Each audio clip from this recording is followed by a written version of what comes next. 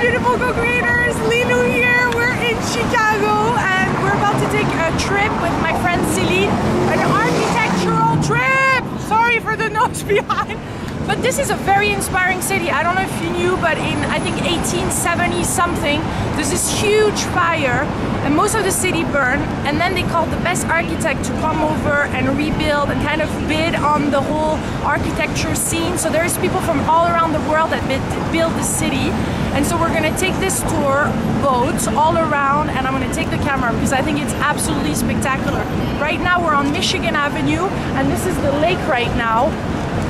And we're gonna take one of these boats down there. You see them? So it's very cool, very inspiring.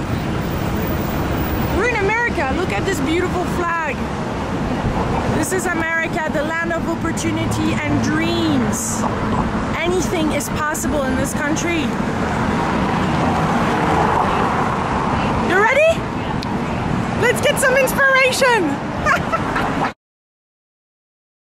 And this event came to be known as the Fort Dearborn Massacre.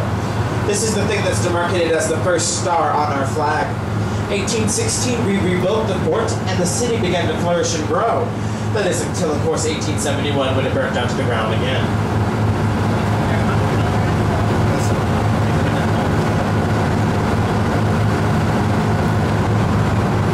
Coming up on the left is this cream-colored building with these rotundas on top of it. It looks like a giant wedding cake, in fact, if you kind of look at it from the right angle. This is the 41-story Jewelers building. It was done in 1926 by Thielbar and Dinkelberg. It housed all kinds of jewelry merchants, so one of its highlighting features is a large elevator shaft that was able to accommodate armored cars from the time period. Also has this huge rotunda at the top that used to be a speakeasy by the name of the Skyline, frequented by the infamous gangster Mr. Al Capone. Now, of course, it's just an art gallery owned by the famous architect Helmut Jahn. In contrast, another Mies van der Rohe design on the right-hand side. This is the IBM building. 330 North Wabash is what it's known as today. Another plain, simple glass and steel structure. Very tall, very elegant, very boxy. Mr. Mies van der Rohe did not get to lay eyes on this building. It was his last design, and he actually died while it was being built. In his honor, there's a bust of his head in the lobby of this building. Going from what is called modern architecture, that's that last building we saw, to postmodern. On the left-hand side, a dark gray granite building with black windows and metallic accents on it. This is 35 West Wacker Drive, done by Roche and Dinkeloo in the late 1980s. Home to the Leo Burdett Advertising Agency, they're responsible for making all of our cartoon characters on our food products, including the Tony the Tiger, Frosted Flakes, Snap Pop and Crackle of Rice Krispies, Charlie the Tuna, the Jolly Green Giant, and even Ronald McDonald of the McDonald's Corporation were all created inside this building. Now going from dark granite to white granite once again on the left. This is 77 West Wacker Drive, done by Ricardo Bofi in 1992. A great example of neoclassical design. It kind of harkens back to classical Greek and Roman architecture with these faux pantheons and even this faux proscenium at the top that shows you clearly that this is the United Airlines building. Used to be the R.R. Donnelly building. They made the phone books here, and this was also featured in the movie The Negotiator, starring Mr. Samuel L. Jackson. Going from 1992 to something much older, 1913 on the right. This is the Reed Murdoch Center. It used to be the most dreaded building in all of Chicago, Traffic Court. Now, of course, it's home to a bunch of different retailers, including Fulton's on the river. And if you can see that clock tower from this angle, it says Britannica on top of it. This is because this is the main hub of the Encyclopedia Britannica.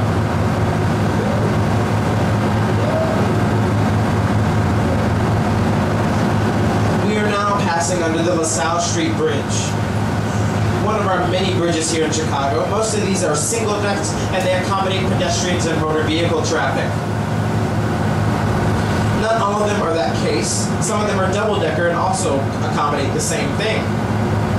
Then there are exceptions like the Wells Street Bridge we're about to pass under next. That bridge accommodates pedestrians, motor vehicle traffic, and the top tier accommodates the Chicago Transit Authority, or CTA. Our CTA trains are on elevated platforms, which is why we call that line the L. This particular line is the brown and purple lines. They go down through the business district, they circle around until they hit the theater district, and then they loop back onto themselves and go back out north, which is why we call the whole downtown area of the city the Loop. Okay, dearies, if you can't see the building on the right-hand side, you're either blind, need to see an optometrist, or just sitting on the wrong side of the boat. This is the second largest building in the United States. Only thing larger than this is the Pentagon. 4 million square feet of floor space, its own zip code, its own fire and police department, and responsible for employing 30,000 people a year.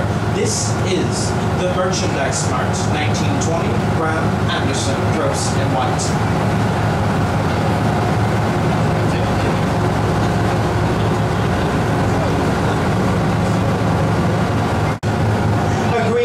Building, allegedly the most photographed and most beloved building in all of Chicago.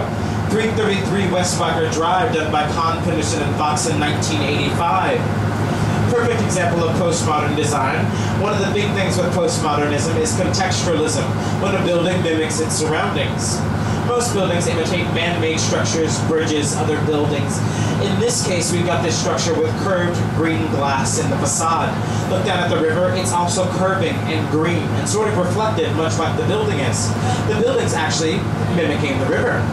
It even has portholes on the bottom of the building that are like portholes on the bottom of a boat. These are actually functional mechanics of the building that take in fresh air to the whole entirety of the structure. They pump that air through and then shoot out the old used air through the tubing that is running across the front of the glass. Okay, we are now pulling through what is known as Wolf Point, the spot where the river breaks into 3 sections. We just came off the main branch. Behind us is the north branch, which has factories and condominiums. And we are now going down the southern branch of the river. It's a very important river to the history of the waterways of Chicago, as well as the history of the Americas. This waterway connects the northern part of the country to the southern by nothing but waterway.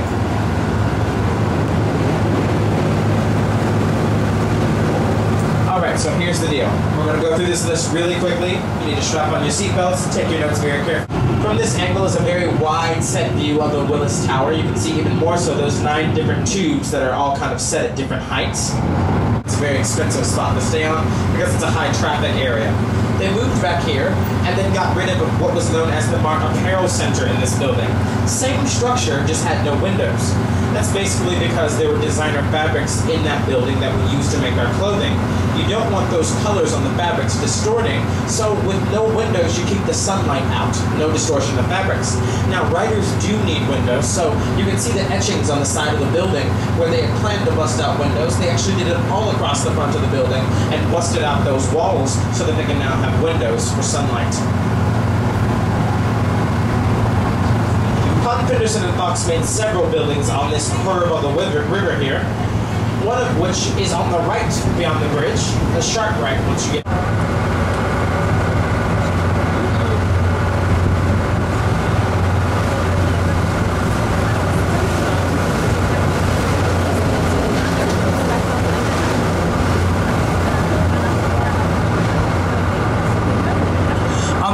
is the Builders Building. It's a 2-phase building, with the left portion of it being done in 1927, the Westin Hotel, which was formerly the Nico Hotel, which is why it has all kinds of Asian influence in its lobby.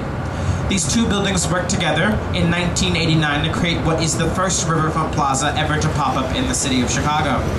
It took us that long to feature this river as a highlight of our city and get it clean so that we wanted to feature this as a highlight. Now, in the 100 or so years that we've been reversing the water flow, you'd think it'd be perfectly clean today, now wouldn't you? At the top looks like the neck of the bottle, and at the top they put actual gold plating. So it's kind of a funky, interesting looking design. Connected to it is a little building I can't stand, this little cream-colored building. It's an Art Deco design with Gothic accents on it. This is known as Mather Tower, but architects in the city gave it a dumb nickname. It's known as the Gothic Rocket.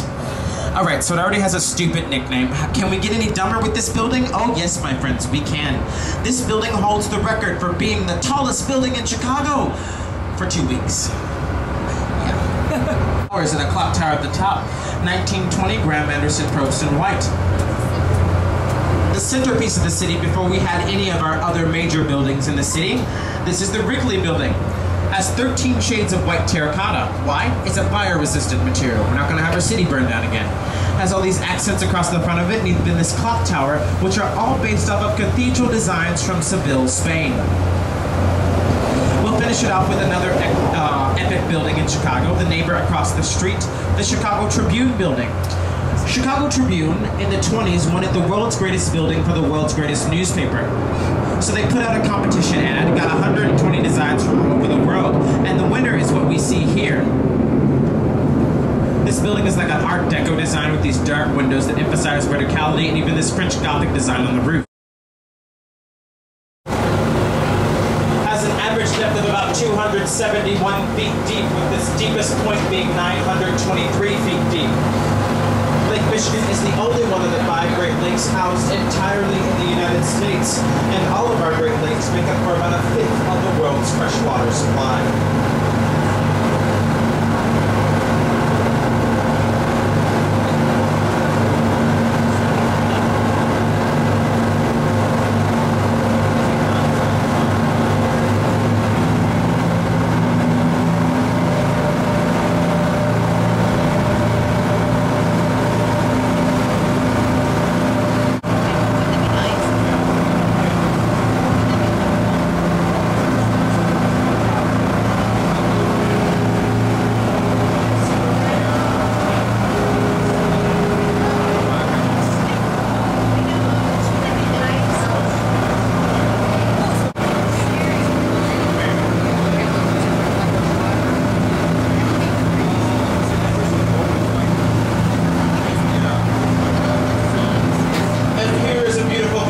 Chicago Skyline.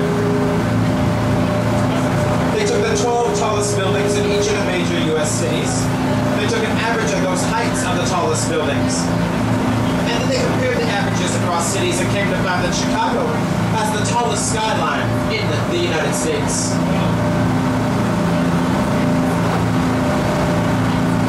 From this angle, you can see our 4 tallest buildings.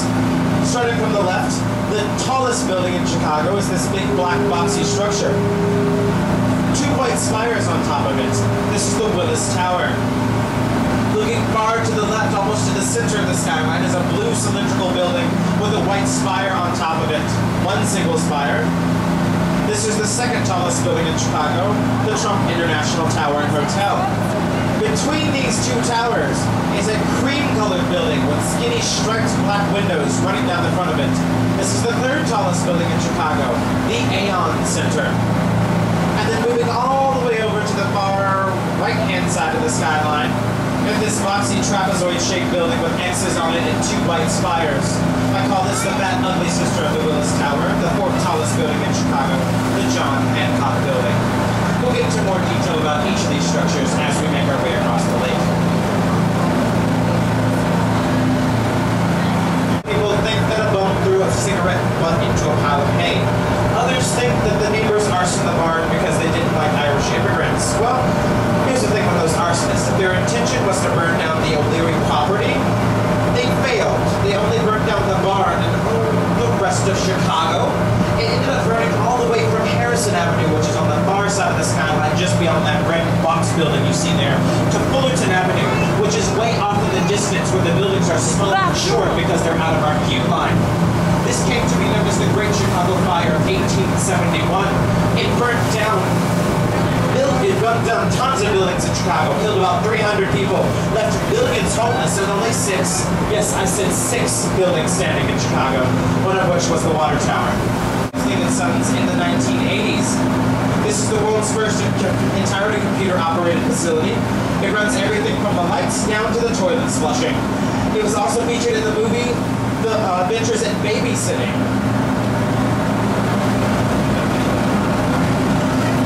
Looking to the right of that, you're going to see a very tall, statuesque cream-colored building with the black windows strapping down the front of it. This is the 3rd tallest building in Chicago, as I mentioned earlier.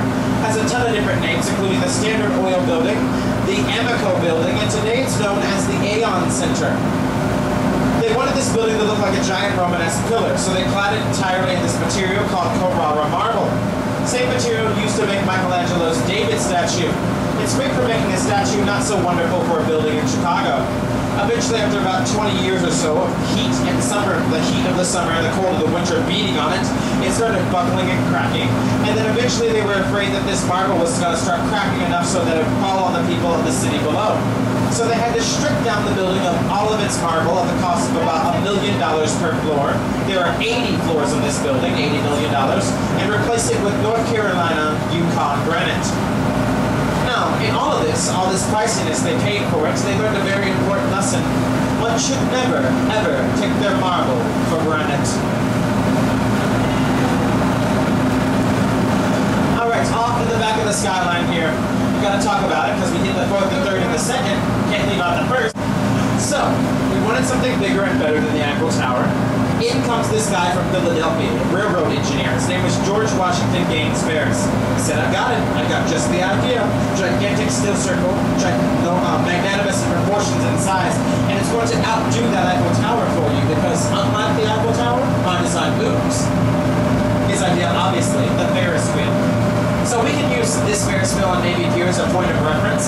This is actually not the home of the neighborhood. Is called the Lincoln Park. It's named so because it houses the largest park in Chicago. And inside that park is a zoo, entirely free. Just because our Chicago Zoo is free does not mean we're cheap. We decide to give you everything. You get the lions, you get the tigers, and you get the bears. Oh my. If you want to check that out, hop on the 151, the 151 bus going northbound and get off at the Lincoln Park Zoo. Stop. That's where about last night we had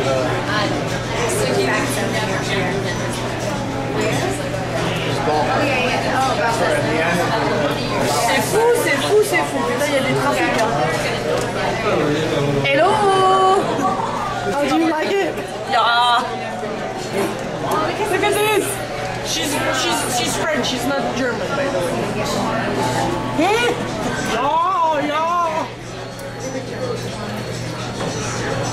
Look at that. I'm zooming on them.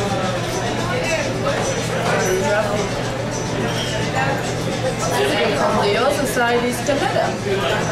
Is it? No, it's Michigan.